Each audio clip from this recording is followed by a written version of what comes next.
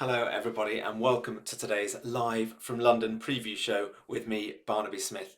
I'm going to be here with you for the next half hour, 45 minutes, and today I am previewing our guest orchestra, the wonderful period instrument ensemble, the Academy of Ancient Music.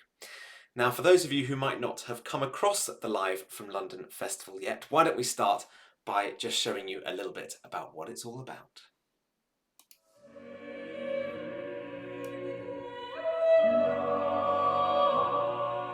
We invite you to a global festival featuring some of the shining stars from the world of a cappella, live online from VOCES8's Wren Church in London. Filmed in HD from the VOCES8 Centre, Live from London celebrates some of the world's finest vocal groups. The festival will be broadcast live online every Saturday for 10 weeks from the 1st of August to the 3rd of October.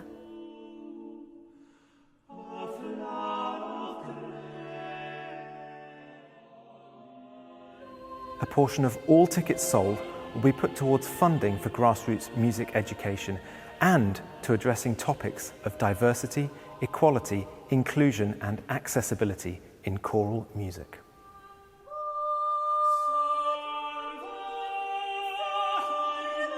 Ticket prices have been structured to benefit artists and promoters alike and to help them cover their COVID-19 losses.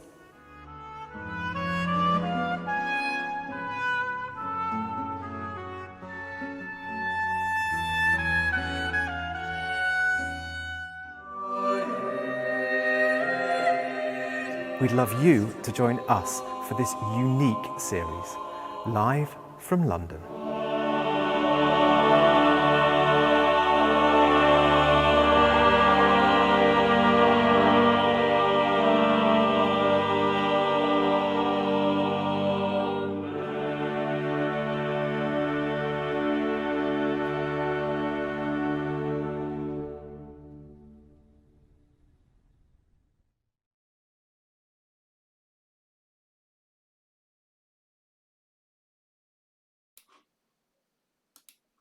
We hope you'll agree that's a wonderful lineup of artists, and a reminder that tickets are now available at VOCES8.Foundation/live from London. We're hoping to really get live choral music back up and running with our online festival. And talking of getting choral music back up and running, live choral music, I'm delighted to say that VOCES8 has its first engagement since lockdown began today. We are going to do some singing, some recording for the BBC, socially distanced, of course. And that also comes with an admission on my part that for the first time ever, this show is not actually live, because at 2 p.m. UK time, I'm going to have to be driving to the British countryside to do that recording. So I'm actually pre-recording this for you on Friday morning here in the UK. So apologies about that. Now, the Academy of Ancient Music are our spotlight for this week. Those of you who follow VOCES8 will know that we have a wonderful association with the orchestra. They come and play with us each year at our festival down in Milton Abbey, and you can find last year's performance of the St John Passion from that festival on YouTube. We also do an annual Messiah with them. Again, that's also on YouTube. As the person who has the opportunity to conduct them, I can tell you that they are an incredibly special collection of musicians. A talented ensemble, but also very talented individual players as well. So it's an absolute delight that they're going to be appearing with their artistic director, Richard Egarr, as part of this online festival. And a little bit earlier today, I caught up with Richard and we had a chat about what they're going to play. Richard Egarr, thank you very much for joining me. Pleasure to have you with us. Great to be with you and to speak to other people. It's fantastic. Absolutely. Now, the Double AM are coming as our guests, I suppose, because we're a vocal festival. You're coming as our guests, and VOCES8 have had a fantastic collaboration with the orchestra over the past few years. Absolutely. But might you just explain a little bit about the program that you're performing for us? Yeah, well, we're doing a sort of little mixed bag of Baroque nuts, a couple of Bach concertos. I'll be playing a harpsichord concerto, the G minor. Boyan's going to be playing the E major Bach concerto. A Vivaldi concerto for two cellos and G minor, which is a fabulous, fabulous piece. Leo, our principal oboe, will be playing the Marcello Oboe Concerto. And a couple of little Baroque duels will be doing the Purcell Chaconne and Handel Overture. So it's a good sort of festal, Baroque music rocks, live Baroque music rocks. So yeah, a bit of something for everybody. I think it's really nice that you're doing concertos, because often, obviously, when we work with the orchestra, it's much more they're working with us as almost an accompaniment, dare I say it. But it's one of the things that I always love about working with the group is that you can really appreciate the amount of talent of the individual players, the skills of the individual players. So the fact that we get to hear them play concertos, I think, is a really nice thing. I wanted to ask you a kind of a specific question, actually. Yeah.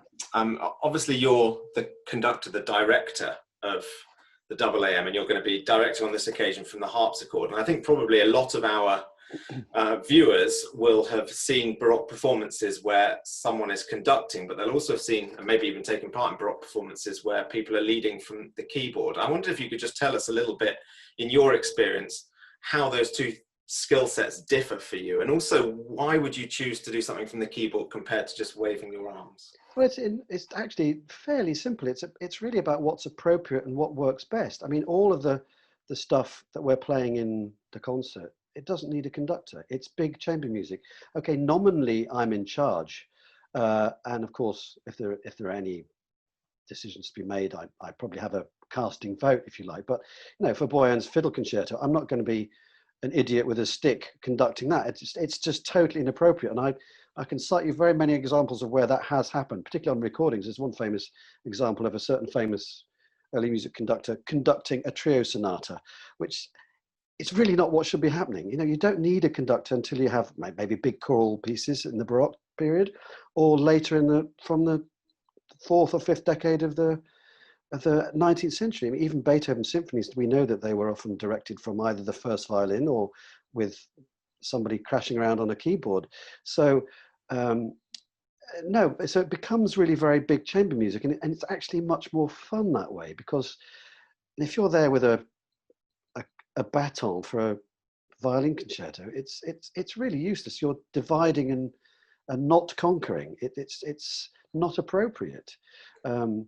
It's much more, and you become, if you're playing, you're one of the players. You're just one of the players. So, certainly for the Vivaldi double cello and the fiddle concerto, it's the soloists have, absolutely a great amount of input into what's going on, and it becomes hopefully a working democratic solution, if there is such a thing. Yeah, well, it's very nice to hear someone of your experience saying that, because I think, especially for students, understanding that actually a lot of great leadership comes from delegation, and having the confidence to walk into an environment Absolutely. like that and say, okay, well, look, fundamentally I am in charge. Someone's got to do the schedule and make sure we stick to it and have the casting vote. But actually giving the responsibility back to the musicians is, I think, a very important lesson to learn. And of course, actually, the other nice thing, the fact you've got so many different soloists, means I suppose you're going to get lots of different musical personality.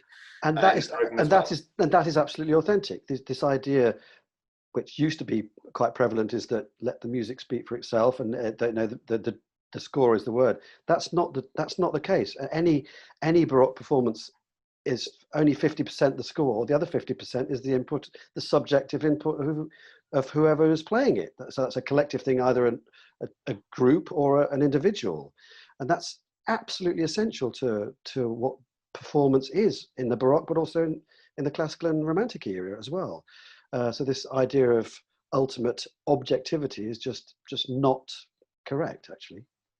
And now, one final little question then. You're playing a harpsichord concerto, so in that you're the soloist. So I suppose a personal question, is that something, when you're the soloist, do you become more nervous, not nervous at all? Is it an opportunity to have more fun than when you're, say, directing or playing continuo? How does your mindset shift in that instance? I don't think it really shifts. I mean, obviously there's more of a focus on the solo instrument, and particularly with a harpsichord concerto, because it's such a difficult thing. I mean, Bach was the first person to actually allow the harpsichord to be a concerted instrument in Brandenburg 5. It's the first instance we have of the harpsichord being allowed out for bad behavior.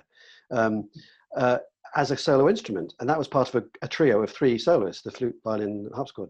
But these harpsichord concertos were obviously very important to him, and the G minor, the one I'm playing, was the first one he worked on to sort of get the idea of how to make that work, because the harpsichord is a terrible instrument. It is unmusical and undynamic intrinsically. It just goes ping. So when you're doing a harpsichord concerto, the players have to listen in a very different way from when they're playing, say, a violin concerto, because the violin can be terribly dynamic and very expressive. The harpsichord is a different animal, and the accompanying players have to listen in a slightly different way so they don't overpower this stupid instrument. But it is, in its way, it's wonderful. But it's a slightly different thing, but it's just as fun. But it's still chamber music because everybody has to listen to everybody else. Yeah. It's still very much a part of it. So just before you go then, can I pick up on this idea that all the harpsichord does is go ping, which I suppose is very true. So then the skill of the player becomes incredibly important. And some of our listeners may have heard this term realization or figured bass. So when you're playing the harpsichord, what are you thinking about in order to make it as dynamic as possible? That's exactly that. You have to do everything for it. And there are, of course, the harpsichord, it's all trickery. The only things you have are how long you hold a note and the length you hold it and where you place it in time. So it's all about sort of smoke and mirrors and how many notes you play. If you play a big cluster of 10 notes, it's going to be louder than 1. So it's all about how you manipulate that kind of sound, which has every note has a decay. So it's all manipulation. So you have to think dynamically. Often talking Baroque music, Baroque players, especially from where I live in Holland, all they talk about is articulation, which is only a minuscule amount of the story. You have to create the color and create the dynamics by using all these tricks of timing and how you hold notes down. But yeah, that's the fun of the harpsichord, or the problem. Now you're known as being an incredible realizer of harmony. So how much of that is in this concert that we're going to watch? How much of that is pre-prepared, and how much is genuine improvisation on the spot? Most of the music I know, but I don't think about it. No, I don't. Not anymore. I mean, I did when I first started playing continuo. Although I'd had the cathedral organist training and the choir boy training, so I was very. I understood figured bass from very early age because I understood what harmony was. But it's about creating dynamic when you're playing in a continuo for any piece. It's about creating a dynamic at the time and shape and rhythm. It's like a piano in a jazz combo. You're there to provide rhythm and harmony over the bass. And that can change, again, depending on the performer. If you're accompanying a Corelli violin sonata, hopefully one violinist will play it differently from another violinist. So you have to respond to that and provide a different dynamic depending on what they want. So it is very creative because it can go lots of different ways depending on what the pieces, and that's really the fun part of playing the harpsichord, because you can really drive the bus quite well as a continuo player. Yeah, well, look, Richard, we're hugely looking forward to hearing you play both solo and continuo. So thanks very much for giving us your time today, and we'll look forward to seeing you on that live stream. A big pleasure. Looking forward to it too. Take care. Bye bye. Keep safe. Thank you. Thanks very much to Richard for joining me. One of the massively beneficial things to me of this lockdown has been the amount of incredible musical minds that I've been able to pick, and of course Richard's certainly no exception to that rule. Definitely worth tuning in. He's an absolute master of his craft on that keyboard, so definitely worth tuning in for the concert of the Academy of Ancient Music, and of course all the other concerts too. And to demonstrate the brilliance of the group, Richard mentioned that the oboe concerto was going to be played by the principal oboist of the orchestra, Leo Duarte, and Leo has been a great collaborator with VOCES8, including an amazing performance he gave in the St. John Passion that we did last summer. And so we're going to hear him play a little bit of Bach for us now. In the concert he's going to be playing Marcello, but here is some Bach played by Leo Duarte in the Academy of Ancient Music.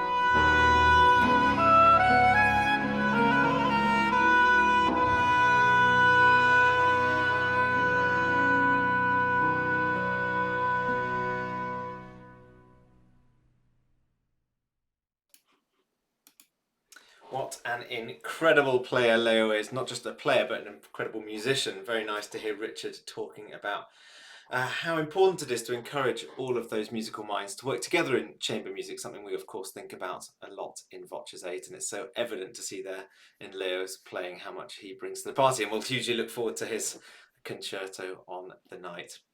Now, Live from London is designed, as much as anything else, to benefit arts organisations who are suffering because of the COVID-19 crisis. And there's an opportunity for everyone to get involved and become a partner. So perhaps you sing in a choir, or you're affiliated in some way to an arts organisation like an educational institution, a concert hall, a chamber music series. If you are and you would like to become a partner with us, all you need to do is take note of what my brother Paul is going to tell you in this next little segment.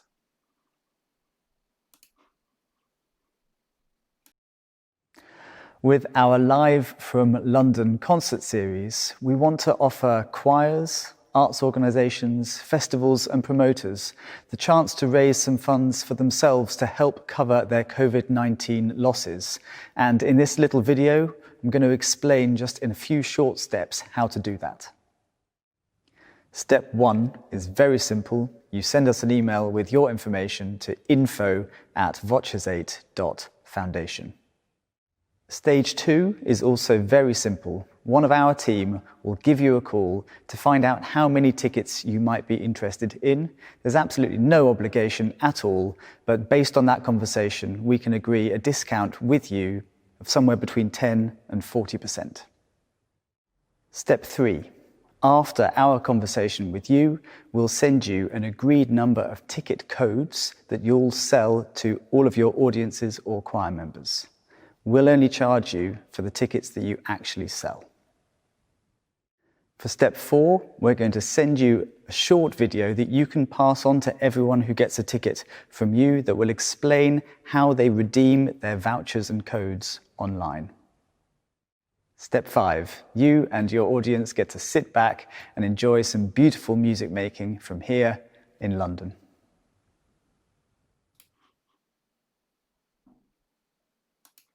There you go. Very simple to get involved. No risk at all, but we would love your help to sell as many tickets as possible for our festival, because that really benefits the whole of the arts community, and that could of course also benefit you. Now on my streams each week, I've been letting you know that VOCES8 is the current curator of the Classical Takeover playlist on Spotify, and we've put together a selection of 50 tracks, which of course include choral music, but also include a very broad range of other classical music repertoire. You can find that by skipping over to Spotify after the stream and simply typing in the Classical Takeover. You never know, the link may also appear on this stream as well. And please do go and support that. Spotify and us ourselves would be really grateful. And of course, you'll also be able to listen to some great music. I think it's about 5.5 hours long, so you need to strap in if you're going for, and get comfortable if you're going for the whole ride. But perhaps maybe when you're going to sleep at night, or enjoying your coffee on a weekend morning, or just in the background when you're working, it'd be a very nice companion to that sort of thing. And when we were building it, that was what we were thinking about. Now each week on this show, I have been giving you a little bit of a behind the scenes view of how we are preparing the centre in order to do these streams. Of course, I'm not at the centre today, but I was at the centre yesterday, and I promised you on my stream last week that I would show you around the control room. Last week we looked in the live room, we looked in the main body of the church where the music's going to be made. We had a look at some of the cameras, how they were connecting, and I said they're going to be running through to the live, to the control room. And this week then I took one of the cameras into the control room and just filmed a little segment to show you around and explain a little bit more about how that works. Dun, dun, dun, dun. Here we are. This is the control room. Next door we have the live room where the music is going to be taking place, and all of the camera and audio feeds feed into this room through those fibre cables that we've talked about the past couple of weeks. One of those fibre cables comes here to this little box, which is an RME Madiface XT, and that gives us all of the sound, which I will then be able to mix here in Pro Tools. So we're going to have up to 16 microphones, may not use them all, in the room, and coming into Pro Tools I'll then be able to perhaps apply some compression, some EQ, that sort of stuff, and mix those microphones so you really get CD quality sound. They're the same mics and the same system that we use for making our albums. So once we've got that mix, it goes back out of the fibre cable, back into the live room, and it gets fed straight onto the camera's video feeds in our multi-view box. That box, which has got all 8 cameras connected to it, then sends a signal down another fibre cable, and it comes into this computer, and it's going to show us on the left-hand television, which you might not be able to see so much, so I put the computer on the desk so you can see it. We're going to get all 8 camera feeds, so we'll be able to see what's happening on all 8 cameras at any one time. That then feeds into this software called Live Stream, which is the software we're going to be using to send the information from here in the control room, the stream, up to the internet. On the left-hand side, not sure how well you can see it, the left-hand side, so the right-hand side, you'll see there's a screen that says Output. That is going to be the image that we're currently sending to the stream. And on the left-hand side, it says Preview, and that's going to be the video that we have queued up next. Now, the other thing that's really important in this control room is this little black box, which our engineer Dave, who you met in the stream a couple of weeks ago, has made for, especially for these productions. It's got 2 buttons, both of which are connected to this talkback microphone. If you push the left-hand button, the green one, that's going to enable us to speak to the artists in the room through a speaker system. So perhaps during the rehearsal process, if we need part of the piece again, or just to let them know that we're going to be going live in 1 minute, whatever it is, we'll be able to use this button. On the right-hand side, the red button, that allows us to connect to our camera operators. We've got 8 cameras in total. One of them is going to be a fixed wide camera.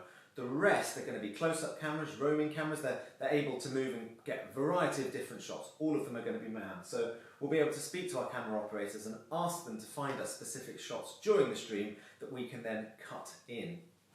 Possibly the most important job of all is going to be done by my brother Paul, who's going to be calling the shots for the cameramen. So we'll have gone through every single piece in a concert in advance. We'll have talked about which singer we want to see at which point, what shot we could use where, and Paul will be running always 3 or 4 pages ahead, talking to the cameramen, telling them what shot they need to find next. So camera 7, I need you to find the sopranos. Camera 3, I need you to find the basses, or whatever it is. He'll be talking to them, and then I'll be sitting in this seat, seeing all of those images on the left-hand screen and choosing which one to use at any given time. So actually, sounds, I think, possibly a little bit easier than it might be, so we're going to have to do quite a lot of practice. But here it is. If you're anything like me and you like your technological toys, then this place is an absolute haven, and we hope that we can bring you some real world-class streams from the brain, our control room. There we go.